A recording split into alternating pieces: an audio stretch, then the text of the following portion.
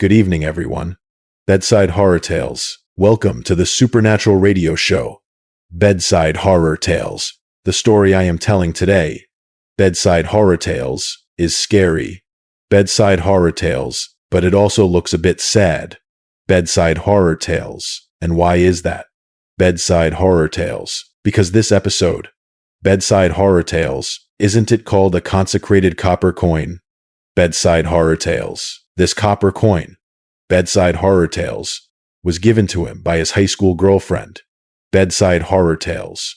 And when he ran into trouble, Bedside Horror Tales, he was about to graduate from college, Bedside Horror Tales.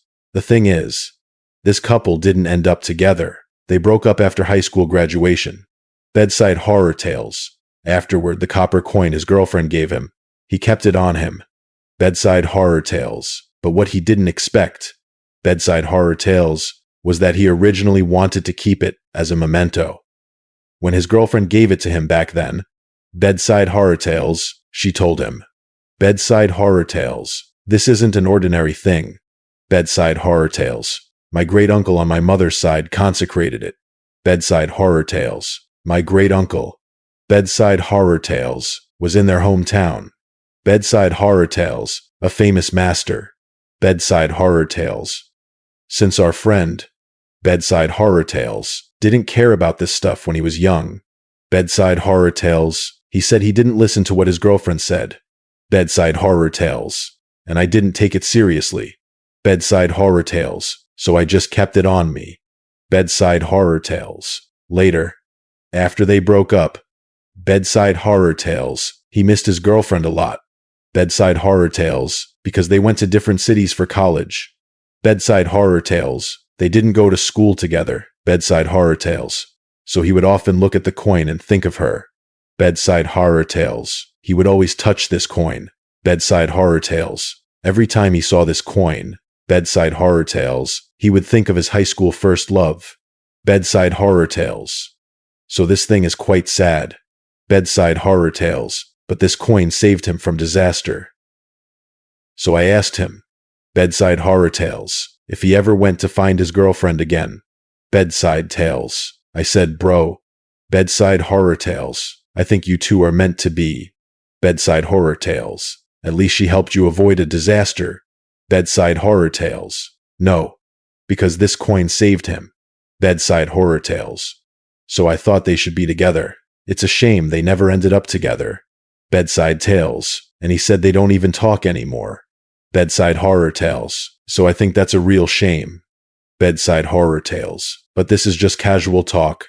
Bedside Horror Tales. This isn't the story I'm going to tell you in the beginning. Bedside Tales. You might think it's all about dating. Bedside Horror Tales. And get bored later. Bedside Horror Tales. You'd be wrong, Bedside Horror Tales, because this is a very scary story. So now, let's start talking. Bedside Horror Tales. This friend's name is Peng Peng. Bedside Horror Tales has from Changchun. Bedside Horror Tales. And Bedside Horror Tales, let's hear what kind of evil thing he has to say. The story Peng Peng told happened more than 10 years ago. Bedside Horror Tales. More than 10 years ago, Peng Peng graduated from high school. Bedside Horror Tales. Unfortunately, Bedside Horror Tales, he couldn't get into the same city as his first girlfriend. Bedside Horror Tales. For college, Bedside Horror Tales, and they were really far apart. Bedside Horror Tales. Peng Peng went to school in Nanjing. Bedside Horror Tales. His girlfriend went to Beijing. Bedside Horror Tales. Even though both are Jing cities. Bedside Horror Tales. They are far away. Bedside Horror Tales. So the two of them naturally broke up. Bedside Tales. Then it was their freshman year. Bedside Horror Tales. He said they kept in touch at first. Bedside Horror Tales. But later, they didn't communicate much anymore. Bedside Horror Tales. But when he was in school. Bedside Horror Tales. When he was in high school. Bedside Horror Tales. His girlfriend gave him a copper coin. Bedside Horror Tales. This copper coin was absolutely no ordinary item. Bedside Tales. But the unfortunate thing is, Bedside Horror Tales, I am telling you, Peng Peng lost the copper coin. But I guess that was fate. Maybe it was a gold horse. Although that copper coin saved his life, he still ended up losing it. But this isn't important. What's important is that according to Peng Peng, this copper coin looked like an old authentic coin. It wasn't a fake. It was his girlfriend who gave it to him one day. When she gave it to him, she said that her grand uncle on their side, something happened to him back in his grandma's hometown. He was a very famous immortal. It seemed like within a certain area, there was no one who didn't know him. But Peng Peng was little and didn't understand. He didn't think much of it. He always wore it as a pendant around his neck. Then later, the two of them broke up. After they broke up, Peng Peng went to Nanjing for college. After he got to Nanjing, one day, Peng Peng was staying at a hotel. We won't say why he was at a hotel. He must have found a new girlfriend. But this girlfriend had an earlier class than him. After they had been up all night, his girlfriend got up at 8 a.m. for a big class. She went back to school. He felt like it was a waste to leave the room. If I check out, it's over 200 yuan. He wanted to get his money's worth. Plus, he probably didn't have classes, so he just slept in the room. He said it was probably past 9 inches the morning, but the curtains in the room were drawn. Although it was daytime outside, it was pitch black inside. He was lying on the bed, half asleep. Then he said, I felt something. I felt like there was something behind me. I felt like there was someone behind me. That's when Peng Peng suddenly felt something was wrong. He wanted to turn his head to look, because he felt like there was a person standing behind his bed. But when he tried to turn his head, it went wrong. It was fine a moment ago. Or rather, he didn't feel it, but as soon as he moved his head, he couldn't move. Let me tell you, IV talked about what a nightmare island, what sleep paralysis island. A nightmare is when you're half asleep. Or when you're purely dreaming. That's why it's called a nightmare. But sleep paralysis is not that. Sleep paralysis is when you're awake, and you're sure you're completely awake. It's when your body is controlled and you can't move anything. Some people can't even speak. That's when it gets strange. That's what happened to Peng Peng. That he was awake. Because he realized he couldn't move his head, he instantly woke up. But after he woke up, he couldn't move at all. But then, even though he couldn't move, he could feel something. He felt a chilly, cold air on his back. It was moving on his back. This cold air was on his back, moving all over. At first, the cold air appeared on his back. In a moment, the cold air moved to his leg. Not only did it go to his leg, it stayed on his buttocks. After staying there, the cold air started to move forward. You come here. I don't need to tell you what's in the front. The most important part for a man.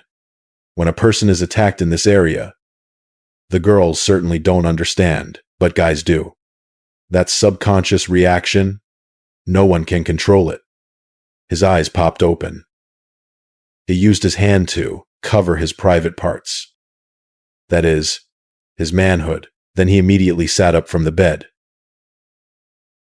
But as soon as he sat up, he felt cold sweat all over his body. But when he looked around, there was nothing. But he was so scared. He said that feeling was unbearable. Scared, he got up and packed his things. He didn't even wash up when he woke up. With a clang, he ran down to the front desk with his things. But when Peng Peng got to the front desk, he didn't care. There was a crowd of customers there. Peng Peng got angry. Is this place haunted? I've been in your room for half a day, and I still feel something in the morning. But when Peng Peng yelled that, the manager at the front desk was there. He immediately ran over. He pulled Peng Peng aside. Hey, don't worry. Don't worry. Come here. I'll tell you what's going on. Don't worry. Then he pulled Peng Peng aside. He tried to placate Peng Peng, and then he gave Peng Peng 100 yuan. Of course, Peng Peng was easy to fool. He was a child. He was a sophomore in college. Then he sent Peng Peng away. After Peng Peng returned to school, He told his classmates about it. One of his classmates was from Nanjing. He told Peng Peng about the hotel he stayed in. Do you know what it used to be? That hotel was a place for people to play with chemicals. Do you know what playing with chemicals means? It means playing with chemical drugs.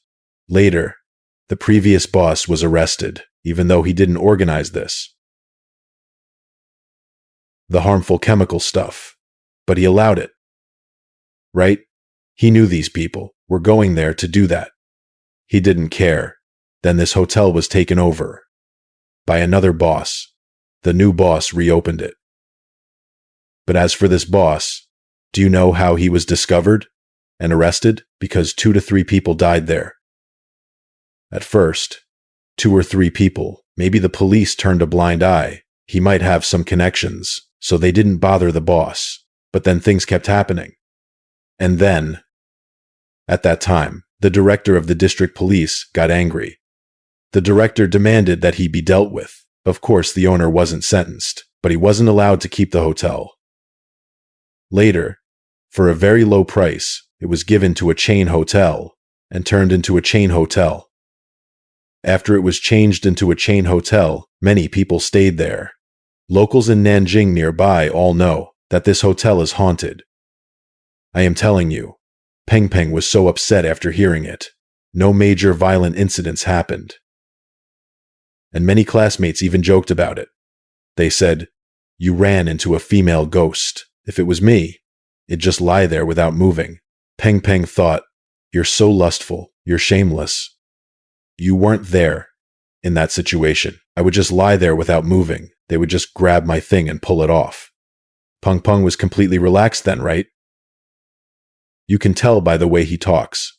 He just felt like he didn't run into anything and didn't see anything.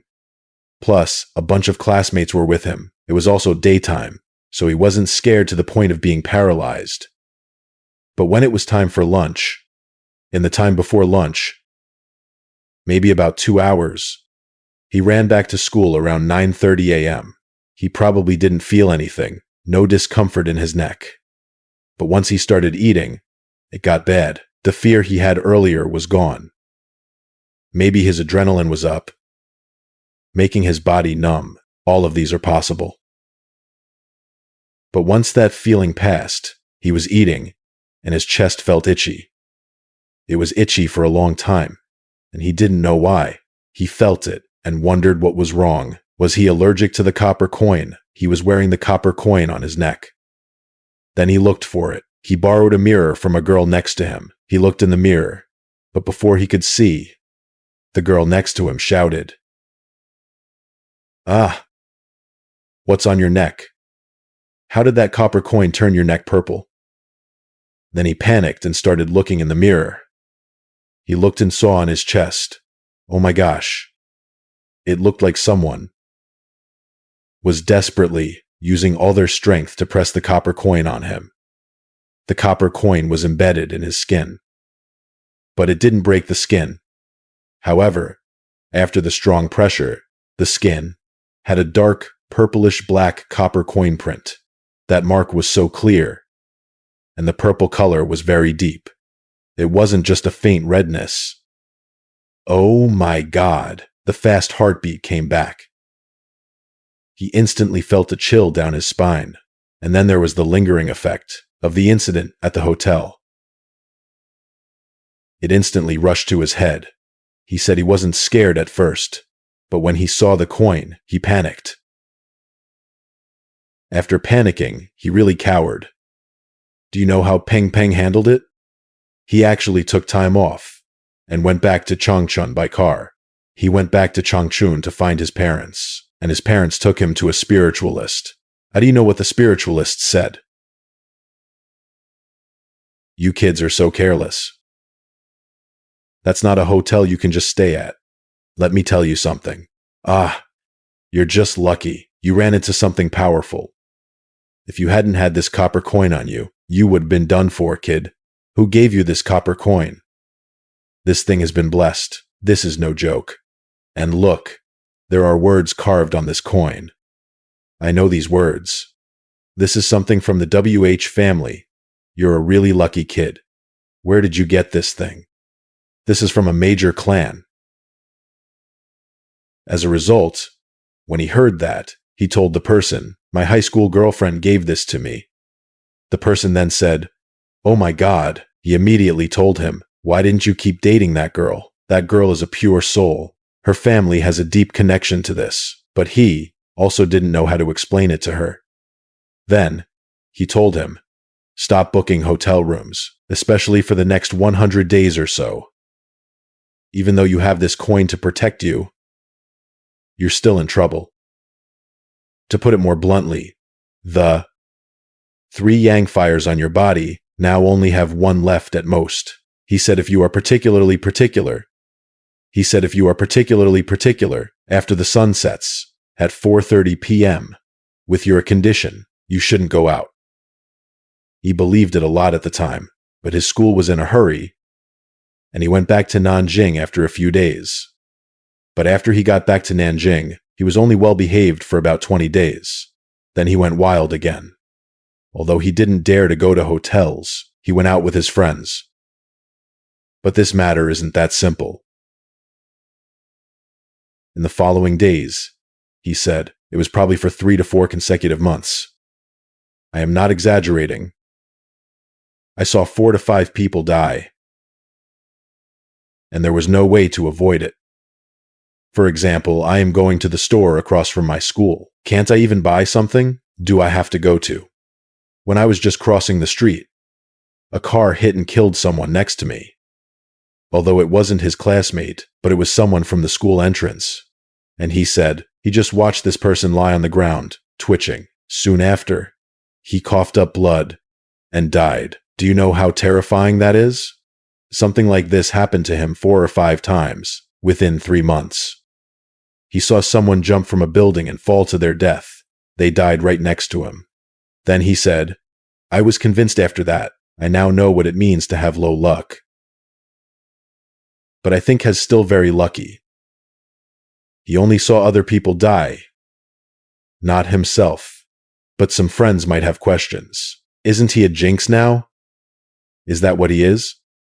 So he's cursed and harming others? No, don't misunderstand. After being possessed, the yang fire on his body is low. When it's low, it's easy for accidents to happen. He can't control himself. He just goes where he's supposed to go. And at that time, it's like someone in the supernatural world has arranged it for him. He's bound to go to that place. But that might be his fate. A disaster can't take him away. But just this chess piece, it can also scare people a lot.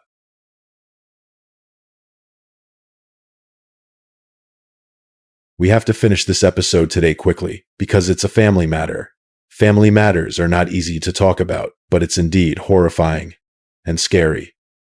As for the story, it's provided by a woman named Defei from our community. This woman is over 50 now, and the story she told us is a story about her in-laws. But Defei's in-laws have both passed away. In short, it's a story from their family's past. Defei's in-laws, she said, were quite special because my husband has an older sister. She is his biological sister, but they have different mothers. Because my father-in-law had a wife before. But when my father-in-law was 38 or 39, his wife got sick and passed away, leaving behind a daughter. Later, he married my mother-in-law. My mother-in-law is much younger than my father-in-law, and then my husband was born. So my husband is 12 years younger than his sister.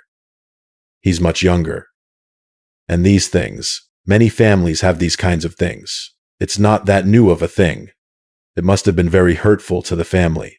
From our perspective, it's not a very new thing. But the trouble comes from something else. The trouble comes from her in-laws later passed away. Because after they passed, it involved burial. And also, our Defei's husband is very filial. He bought a cemetery plot for his parents. He bought a cemetery plot for his in-laws. The 2 old people passed away, one after another. The mother-in-law passed away in 2014. The father-in-law passed away in 2006. Then the father-in-law was buried first. Later, the mother-in-law was also buried there. After the funeral, this sister, his husband's sister, doesn't really care about things, and she married a Chinese American. And she's always traveling back and forth, always abroad. Sometimes she doesn't come back for 2 or 3 years. And her sister's pure intention island, whatever, it doesn't matter. Anyway, I've been filial to the old people. I've given the money I should. There's no way to take care of it properly. This is her sister's mentality.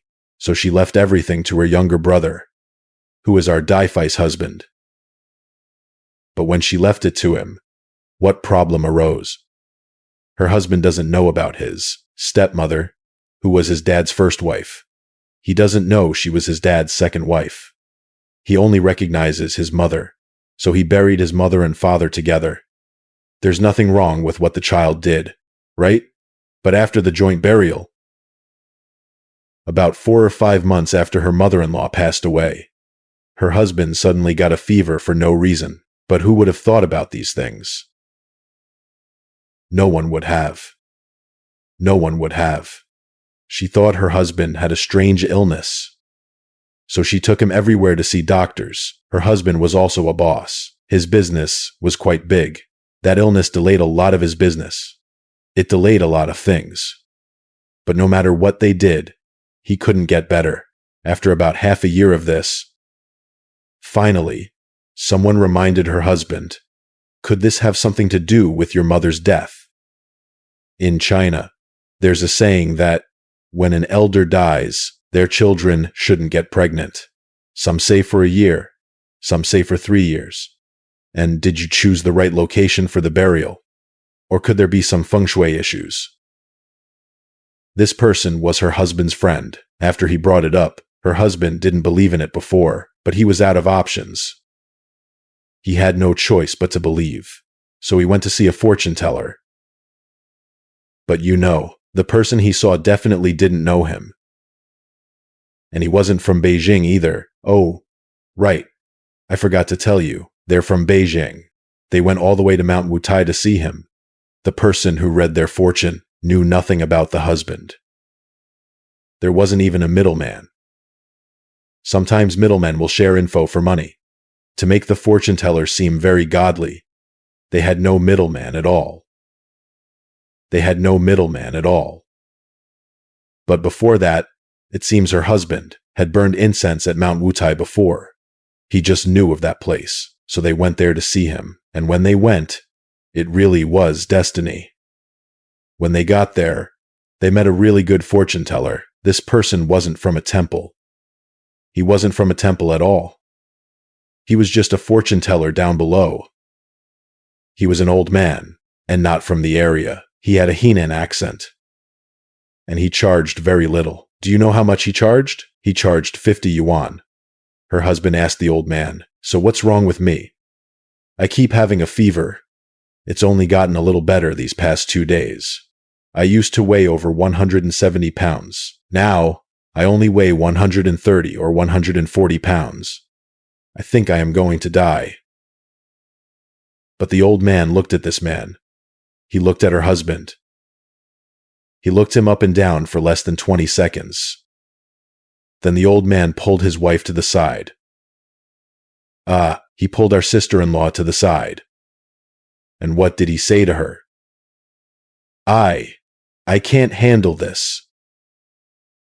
I am so scared. Your husband has something following him. Don't let him come over here. If he comes, I can't talk. You guys go find someone else. I can't deal with this issue for you. There's a woman standing behind your husband. That woman is no ordinary thing. I can't handle it. It's too scary. She's right behind your husband. You should go ask, what has your husband done? When our sister-in-law heard this, she thought, oh no, could my husband have done something bad? She immediately asked the old man. He asked the old man what the woman looked like. So the old man went on to tell our friend here. He told our lady here. He said the woman was in her 30 seconds. She had a swollen, large head. Her eyes were bulging. Her face was purple. She was following your husband from behind. Oh my God. Our lady was stunned at the time. She was young back then. This was many years ago. She was wondering what this was all about. This sounds terrifying. After that, she gave the old man 50 yuan and left, because the old man also said, I can't help you with this. Give me 50 yuan, and I'll tell you what's up, but I can't help you with it. And then he thought about his husband. Plus, he kept asking her, what did the old man tell you? Tell me what he said. Then, after her husband pressed her, she told him what the old man said. She told her husband. But as soon as her husband heard it, his eyes went wide with anger. He turned and chased the old man. But it was bad. The old man was afraid of her husband. When he saw her husband chasing him, the old man ran away. And you can't chase him anymore. You're chasing an old man on the street, right? The old man must have been 70 or 80 years old. Her husband wasn't a petty person either. He shouted twice, but the old man ignored him. It was like he saw a ghost when he saw her husband. The old man ran down the hillside. Her husband completely broke down. He broke down right after. He broke down, and his face instantly turned pale. She had to help her husband sit on the side of the road. What's wrong? Don't get excited. Your health isn't good. What's wrong? You're scaring me to death. What's going on? Then, after a little while, her husband's eyes teared up. He told his wife. He wasn't making things up. I've been dreaming about it, but I didn't dare tell you. I dreamed of a woman with a big head. I don't know what she's doing following me. It's so terrifying. When I am dreaming at night, she's just floating in front of my eyes. And I've talked to her before. I said, what are you doing? Who are you? Why do you keep following me? But this woman just kept following him. But this couple, I am not saying Our Lady is bad, but they were indeed a little slow. They couldn't connect it to his mother. But the Thing Island, Our Lady here, is very close with his sister. She's very close with her husband's own sister. She told his own sister about this. And even though his sister is in the US, with new ways of thinking, the kind of person who doesn't believe in this stuff, her reaction was different from others. She immediately told our friend what? Could what you're describing be my mom? This sounds just like my mom. My mom's head was swollen when she died. Her eyes were bulging. It was so scary. My head was about to explode. The more you say it, the more you sound like my mom. He asked me what my brother looked like. I went to ask, and everything matched up. This is bad. It's a good thing. Their family is well off. Her husband spent some money later. He found a professional. The result was that the initial idea didn't work, to bury all three of them together. That is, his stepmothers. They took out the urn and buried it together. But later, they said not to bury them together. It's not good. The three of them would fight down there. You'll have even less peace. Because one was the first wife, and the other was the second, right? So in the end, they came up with an idea. The old man's. The ashes. They split them up, to put it bluntly. They took a small amount of the old man's ashes from the urn, so the old man has two tombs. And they can't be in the same cemetery. And then things finally calmed down. And the strange Thing Island, after all this was done, her husband got better a few days later.